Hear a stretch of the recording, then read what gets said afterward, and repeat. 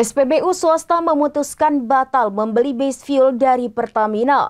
Salah satu alasan utama pembatalan tersebut adalah kandungan etanol sebesar 3,5% dalam bahan bakar yang ditawarkan.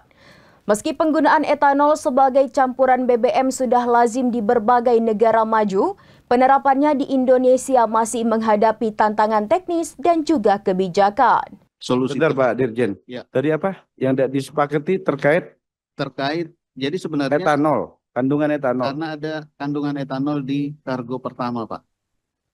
Berarti ini terkait kualitas dong. Iya. Ini ribut lagi pasti publik.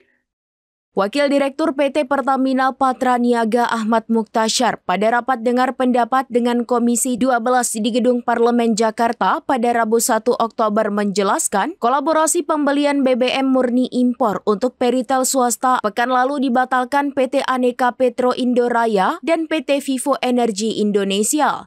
Kedua perusahaan swasta itu awalnya berniat membeli 40.000 barel BBM murni, namun dibatalkan. Corporate Sekretari Pertamina Patra Niaga Robert M.V. Dumatubun menjelaskan bahwa etanol merupakan bahan bakar nabati yang berasal dari tumbuhan seperti tebu dan jagung. Menurutnya etanol lebih ramah lingkungan dibandingkan bahan bakar fosil murni. Dengan mencampurkan etanol ke dalam BBM, emisi gas buang kendaraan bisa berkurang, kualitas udara lebih baik, dan sekaligus mendukung ketahanan energi nasional. Namun sejumlah SPBU swasta menilai bahwa kandungan etanol dalam base fuel tersebut belum sesuai dengan spesifikasi teknis yang mereka butuhkan. Kekhawatiran muncul terkait kompatibilitas mesin kendaraan dan potensi dampak terhadap performa bahan bakar.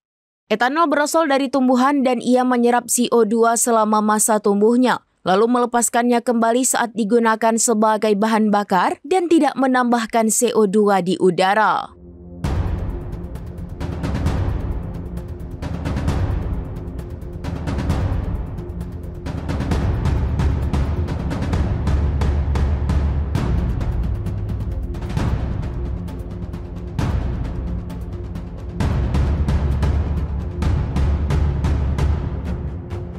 Demikian informasi terkini Syederalun. Saksikan terus informasi lainnya. Jangan lupa like dan share seluruh akun serambinews.com.